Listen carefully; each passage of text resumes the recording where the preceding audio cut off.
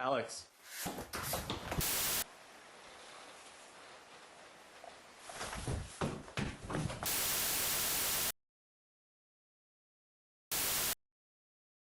Hello, I'm sure those of you who are regulars here on the channel may have noticed that I'm not your typical narrator, who you may know as Brandon, or as Mr. Plus, or whatever you've come to know him by. My name is Jonathan, or literally Bear, and I am one of the other members of 4+. And today I am taking the helm for this video. I also want to give a quick shout out to my editor Caleb. Caleb, throw up a little high for them. Again, he's great. Shout out to Caleb. You may know me from the slasher video, as well as a series of other random videos here and there with Brandon, and if not, well, then hello. How are ya? For those of you who are not regulars, I also welcome you, and I hope you enjoy your time here. And feel free to check out the other plethora of other horror-related content that we have. We do read your guys' comments and your suggestions, so please keep it coming with any recommendations you may have for us, whether it be movies, TV shows, video games even. We're kind of getting into that with our new channel 4Player. Moving on from introductions, let's get into why you clicked on this video. Today, we are going to be going over the pivotal web series Marble Hornets, which has had a lasting impact and helped introduce many people to the character of Slender-Man.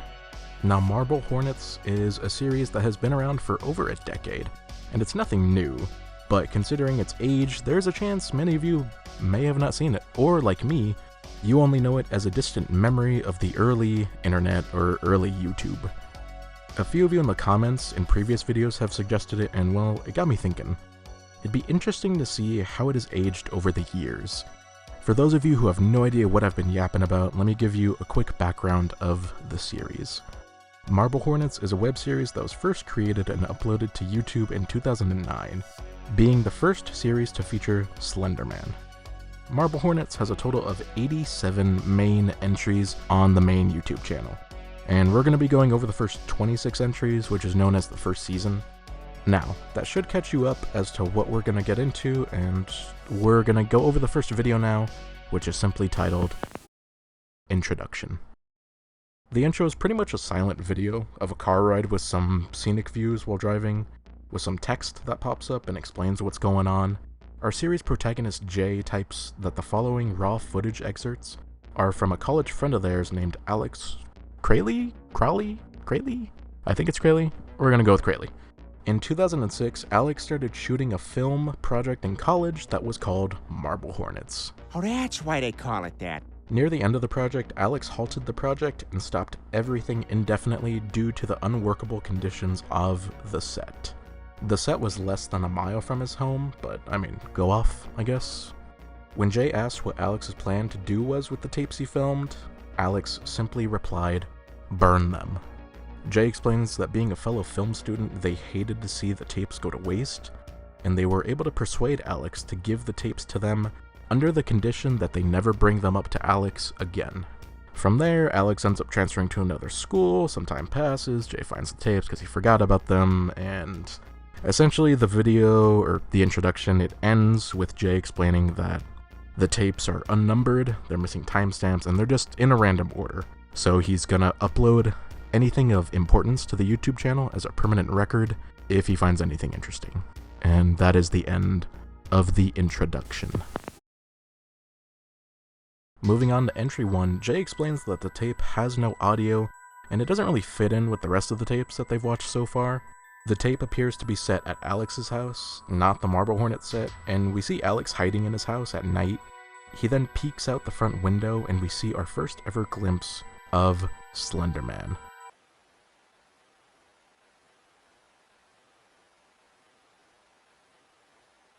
This is a clip you may have seen just over the internet over the years, I know I have. He quickly whips his head to the camera and Alex ducks away from the window and the footage ends. Entry 2. Jay says that it appears the entry may have taken place before entry 1. This entry consists of Alex driving down an empty road at night, yapping about how he was walking his dog.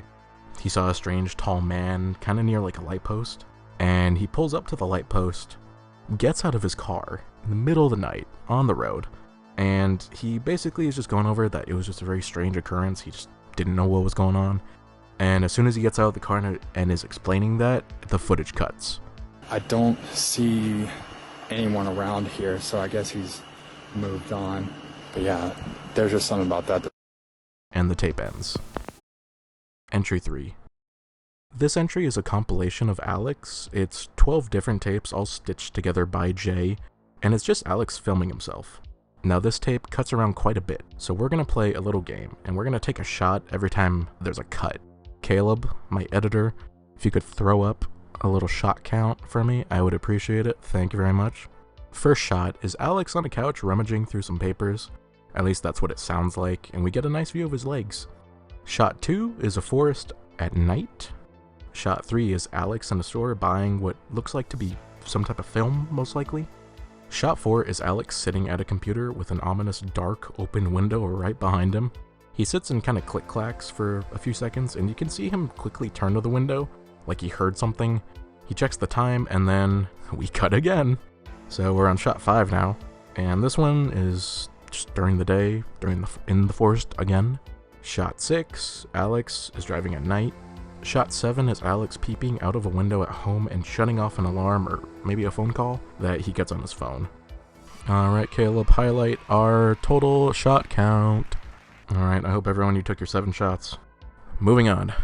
Jay returns and he types up that it seems like Alex wanted a camera on him at all times, but entry 1 is the only lead he really has so far. Entry 4. The return of another silent tape. It consists of Alex in a park at night in a playground area, and he investigates a nearby swing set, and that swing set is creepily swinging on its own. Alex turns and we get a quick shot of Slender-Man, kind of doing a speed walk in and out of frame really quick. And then Alex starts going tweaker mode and the camera gets all shaky, he looks around and Slender-Man's just gone. And then that's pretty much it for the tape. Jay then explains that he believes Alex removed the audio himself for some reason. Entry 5. Kinda boring. Not a whole lot really happens. It's essentially just a tape of Jay and Alex location scouting for marble hornets in the forest. And every now and then the audio becomes heavily distorted and warped, with some visual tearing present. Jay brings up that he noticed some visual tearing in the other entries as well. The only important thing that happens in this entry is at some point when they're in a field, they point out this red tower, and as soon as they point it out, the audio starts distorting. That's the only significant thing that really happens in this entry, and that red tower is important, but we're going to get back to that later. Entry 6. This is our third encounter with Daddy Longlegs. It seems like a continuation of the first entry, and we see Slender stalking Alex outside of the house as Alex hides in the house. I'm not gonna lie, I'm not a fan of this one, not in a bad way, I mean it in a good way, because they did a great job with their design and implementation of Slender-Man. Can it be better? Yes. Is it obvious it's a guy in a costume at times? Yeah. But from how low budget it is, if there even was a budget, they did pretty good, I must say. I will give them props for that. Entry 7. This is a tape consisting of Alex filming a Marble Hornet scene in a car with an actor named Brian and an unnamed female in the backseat. Brian does his whole spiel, and after the scene he leans back in his car seat and we see the giraffe in the background. Alright, good.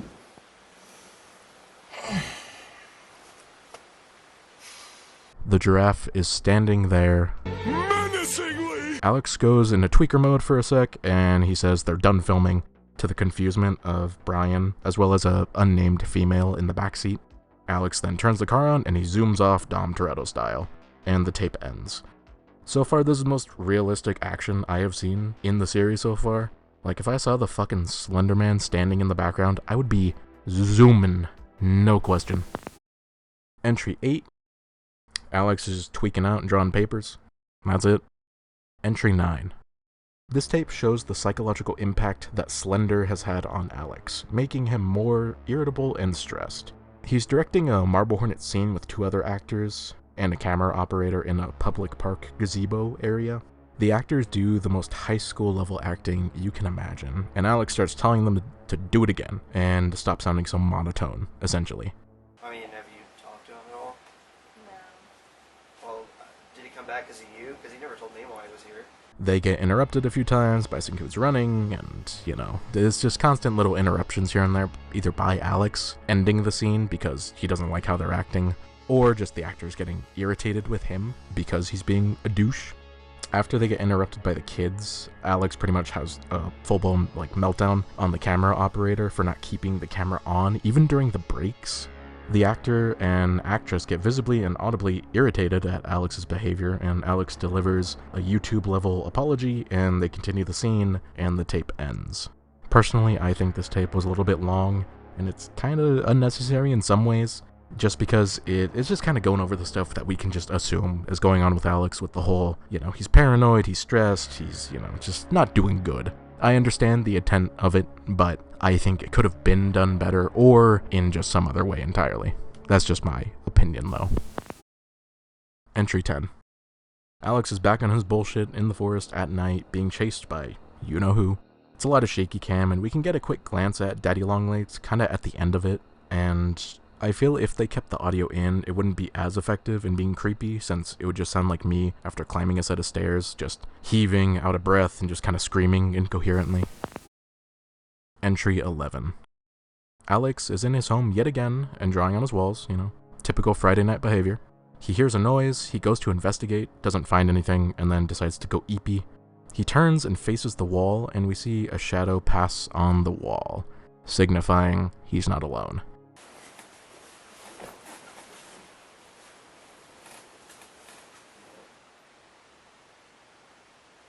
As to whether this is Slender or one of Slender's proxies, it's not entirely known, but we can assume it's nothing good. Entry 12. Alex is more normal this time around, finally. He's out location scouting and planning shots with some of his peeps, and during the tape, the footage and audio becomes distorted at times.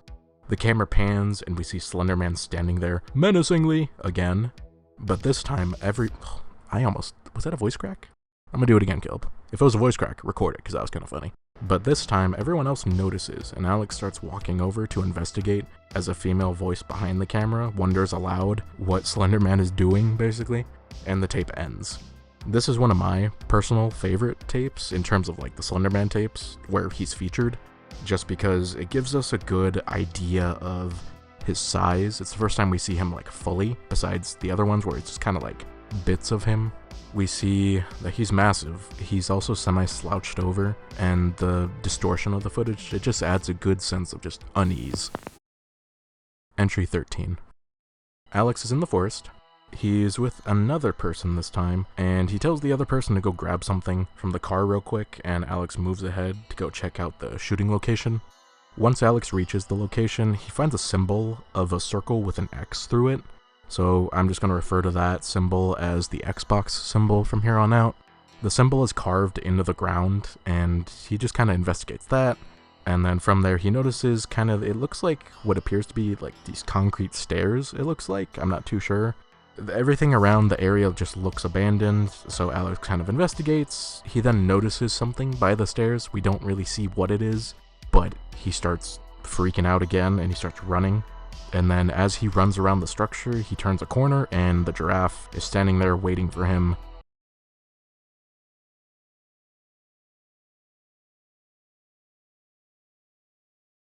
And the tape ends.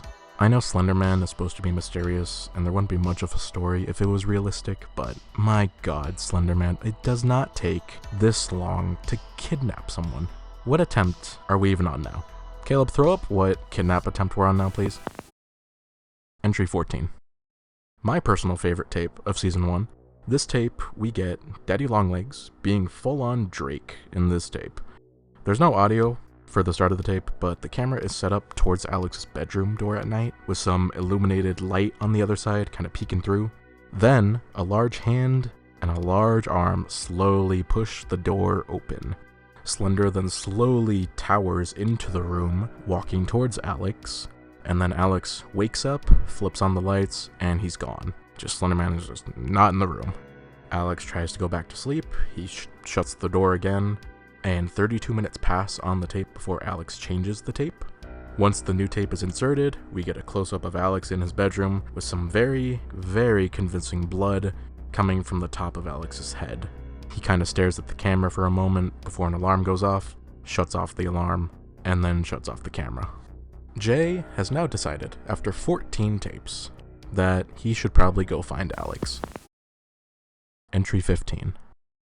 Jay starts off the tape by explaining that he's tracked down Tim, one of the other Marble Hornets actors. Jay sets up a meeting with Tim under the guise that he is gonna finish the Marble Hornets film, and that Tim is meeting him for a screen test. The tape cuts to Jay walking into what appears to be kind of like a school or a college of some sort, and he meets Tim inside, and I'm pretty sure this is the first time we actually learn that Jay is called Jay. I just called Jay in the beginning for the sake of not confusing you guys, but the two of them go into what looks like a classroom and sit down, camera on the table. Jay asks Tim some questions before the supposed screen test for Marble Hornets. Jay's questions basically revolve around what the production was like for Marble Hornets, what Alex was like, how Tim knew Alex, and just if Tim noticed anything weird, essentially, going on with Marble Hornets from like start to finish, essentially. Tim responds that he doesn't really know a whole lot about Alex besides that he was a friend of Brian's, that one actor we saw earlier, and he just was never really close with Alex, so he just doesn't really know anything on Alex's current whereabouts, or Brian's for that matter. Tim also says that Alex was a decent director in the beginning, and then as time went on, it turned into Alex just screaming at them more than he was filming them.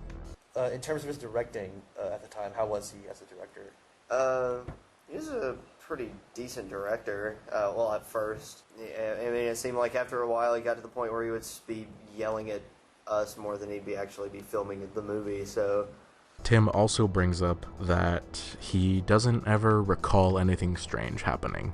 So when Jay asks him if he noticed a tall man in a suit, Tim is very confused and is just kind of like, well, nah.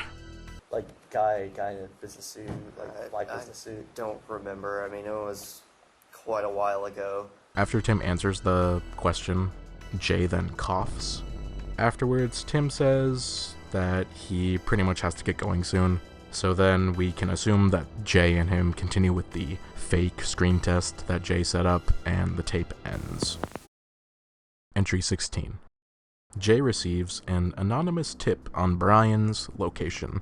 So like the Einstein he is, he decides to go investigate, even after all the weird stuff that's been happening in the tapes. He also goes at night, when, unshockingly, no one answers the front door. Jay decides to head around the house, and he checks the sliding glass door behind the house, which was left open, and he's able to break in, basically. He searches the house, which is just a complete mess, and he coughs at one point. And he finds a closet with a makeshift bed in it, similar to me and Pookie's closet when he's ignoring me. Jay just kind of wanders around and is just looking around the house. He calls out for Alex and Brian a few times, to no response. And at one point, Jay wanders some more, and then he hits a blinker, and he just has an absolute coughing fit on the floor, just like a nicotine addict, just Walter White style. He gets up, searches some more. He finds some blood and a bloody sink upstairs, just pretty normal stuff. Then at the end of the tape, he finds some of Alex's notes and a bottle of pills, as well as a bullet casing. He grabs those things and then he just dips, he leaves. And then he ends the tape by typing on screen that he might have to go back to the house again at some point. Entry 17.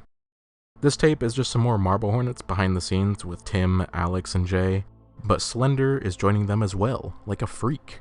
The tape distorts and cuts off, and Jay says he has no memory of that tape ever happening. He decides to foolishly go back to the horror house. Entry 18. This tape is where things start picking up and get super interesting from here on out, so you know it's getting real. Jay enters, and the pages that he left behind in the other tape are just shredded and just strewn about the floor, and the house looks much messier than it did originally. And this is a side note, I hate the idea that there's someone in this house, even though it's not Jay's house. It's just the fact that there's someone clearly living there or visiting there often. It reminds me of the stories of someone living in your walls or in your attic. It's just that level of uneasiness. But continuing on. Jay heads to the front door and he finds a creepy little doll that resembles Slender-Man's body. Just very elongated limbs and not many features on it. After that, Jay turns around, and down the hallway, we see a masked figure who we can kind of assume is like a proxy of Slender-Man. The proxy is sitting on a couch, which was previously turned over, and he's just staring at Jay, and then suddenly the proxy just starts sprinting at him, and the two of them get in a physical fight. Jay's able to get the upper hand off camera, and the proxy falls, and it kind of starts like convulsing in a way, and then Jay just books it out of there. And at the end of the tape, he types again that he has no memory of anything else happening that night, but now he regrets getting involved because it's clearly becoming very dangerous. Entry 19. Now before I get into entry 19, I want to quickly bring up another channel, To The Ark. Now, while the main series has been going on, To The Ark has been uploading creepy and cryptic videos in response to Jay's entries on the main Marble Hornets channel. The To The Ark videos aren't super important, but they do show what we can assume is the proxy that has been stalking Jay, and is just kind of feeding Jay clues on what's going on. And like I said, these creepy, cryptic messages don't always make sense when you're watching them, and you don't really have to watch them to understand what's going on, but they are there if you want some extra lore.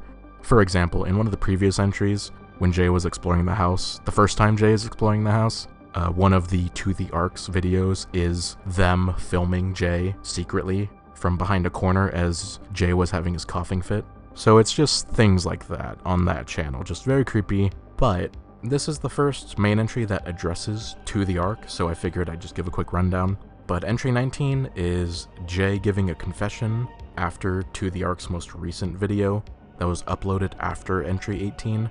This video accuses Jay of keeping secrets. Jay reveals he has been recording himself constantly, just like Alex did, but nothing has come of it except for the night of entry 18. Jay goes to sleep, and the proxy is in Jay's room as he sleeps, eerily watching him. The footage distorts, and then Jay's just gone. 3 hours pass on the tape before Jay returns, and he says he has no memory of it. But he assumes that the masked figure, or proxy, is just the same person running the To The Ark channel. Entry 19.5. Jay decides to go through the stuff he took at the house in entry 18. He took a bullet casing, but that is now missing after the proxy broke in to his apartment. The bottle of pills that he took is now mysteriously empty, even though in entry 18 it sounded like it was full, or at least had some in there. And Jay also has no memory of taking any pills.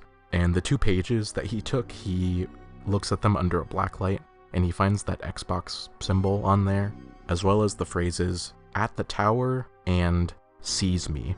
Jay concludes that he's just gonna have to keep going through the tapes, since he's unsure of what any of that means. Entry 20.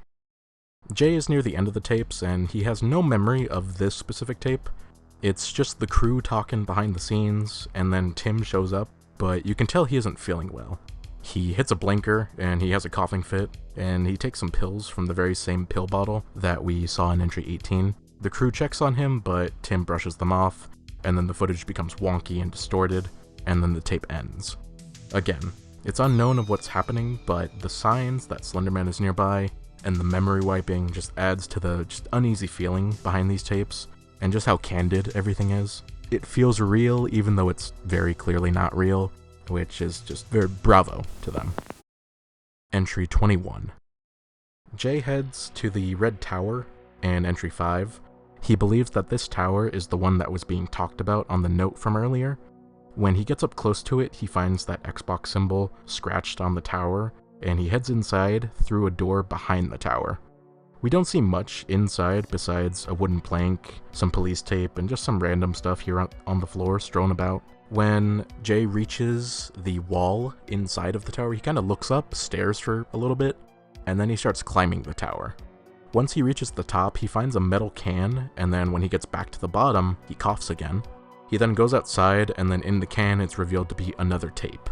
And then Jay ends the tape by explaining that he'll watch the footage soon, and our tape ends. Entry 22. The tape. The good stuff. Throughout the tape, the footage and the audio becomes heavily distorted at times, but the tape starts with Alex and the Marble Hornets camera operator from earlier, Seth, exploring a rundown, abandoned building.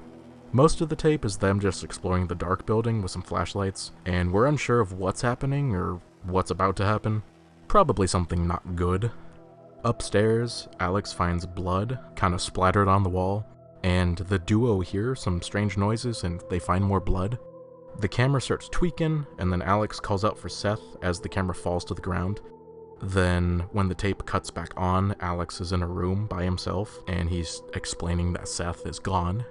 He says Brian, Sarah, and Tam are gone as well, and he has no memory of what happened besides what was recorded on the tape. He woke up in his house after the tape, and that is just all he can remember. He says he is leaving and that he's gonna burn the tapes, and then the tape ends with just some audio distortion. A lot happens on this tape, and we find out that pretty much anyone connected to Marble Hornets is just gone, besides Jay. And as to whether they're dead or missing is unknown, and quite frankly, being alive seems like the much more dreadful scenario than being dead right now. Entry 23. Jay returns to the horror house, during the day this time. Smart decisions, Jay. Thank you. The house seems slightly cleaner, but not a whole lot. Jay heads upstairs and finds the weird voodoo doll thing again at the top of the stairs. Most of the doors are locked, and when Jay heads into the bathroom and looks in the mirror, the masked proxy figure is peeking at him.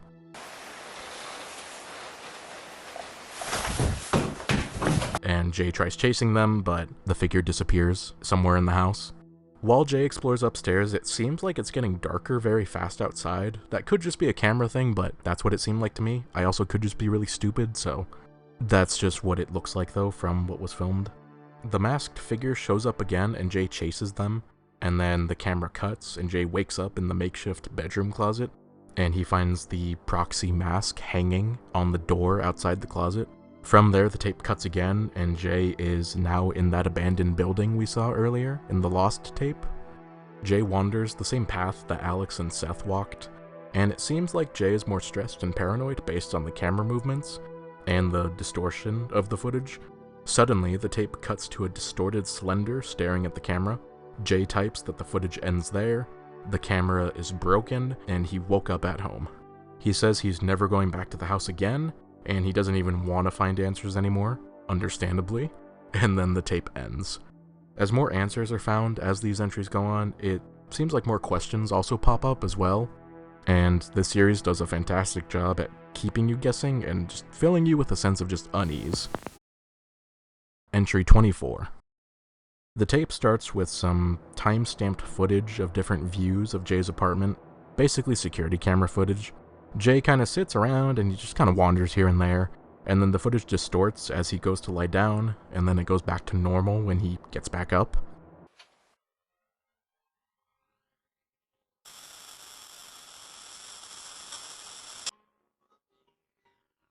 After Jay gets up, he goes to walk out to the living room on one camera, and Jay writes on the screen that it is 2 hours before he is seen again in the footage. And he shows that on one camera angle, he leaves to go to the living room, and on another camera angle that is facing the door that he should have came out of, the door never opens. So it's unknown where he went, or why that camera didn't pick him up coming out. And yeah, it's just weird. And then the tape ends. Entry 25. Jay has left his apartment and is staying at a hotel. The tape cuts to Jay recording a news broadcast on TV of a report of an apartment building on fire. Jay reveals that this was his apartment building that he was living in before he left. The tape ends. Entry 26. Jay writes that he has been traveling from hotel to hotel. He claims to feel better and he isn't as paranoid anymore. He claims that this will be his last entry and that he's gonna be quitting, essentially, and that he was planning to move far out of state just to try to forget everything. However, he received a text from an unknown number of a supposed date. Today. The day that he made entry 26. As he's leaving the hotel that he is at, he finds a box. And in the box is, take a guess, another tape. The tape starts heavily distorted in the abandoned building that we've been to a few times, and then it cuts to Amy talking to Alex. She tells Alex that she found this camera that she's recording on, and Alex kind of brushes her off, saying that the camera is probably from college, and then just put it away. And Amy just keeps kind of yapping, just asking questions, you know, just trying to have fun with it, basically. And Alex grows just more uncomfortable, and he keeps asking Amy to put the camera away. So she reluctantly agrees, and when she turns to the hallway... Are you okay, Alex? I'm fine. Just put it back, please. You're in a really odd mood right now. Fine. Boom! Slender-Man standing right there. She screams, and both her and Alex run upstairs. Alex then is telling her to jump out of the window, as we see Slender-Man approaching from down the hallway. The footage then cuts to a sign saying help, and the footage is heavily distorted. The tape then ends. Jay writes that the tape was dated 2 weeks prior to him receiving it. He decides to investigate the return address, and he says that he is unsure of when he will upload next or what will happen. And the tape ends. And that is the end of Season 1 of Marble Hornets. 26 official main entries, and we finish just as confused as we started. But in a good way. I know I made a lot of jokes during this video about certain entries. Don't let it take away any of the value from these entries. This is a very good series, it's very well made. Are there some things that could be better? Sure. But taking into account the little to no budget and the time of when this was uploaded, I think everyone involved did a phenomenal job, and they created something very unique and memorable. The series helped shape the idea of what Slender-Man is, and we see the start of some certain tropes that get carried on in future media. This series had a profound impact on introducing the internet to Slender-Man, and helped him gain popularity as a character, becoming a horror icon. When you think creepypasta, you usually think of Slender-Man. If you haven't seen the series before this video, I do highly recommend you go check it out without me yapping over it. It adds to the experience, and if you guys want us to cover more of this series, or any other series or movies, please let us know. I hope you enjoyed, and thank you for watching as long as you did, if you stuck around this long. I truly do appreciate your time, and I hope you enjoyed yourself. Stay safe, and I shall talk to you all later. See ya!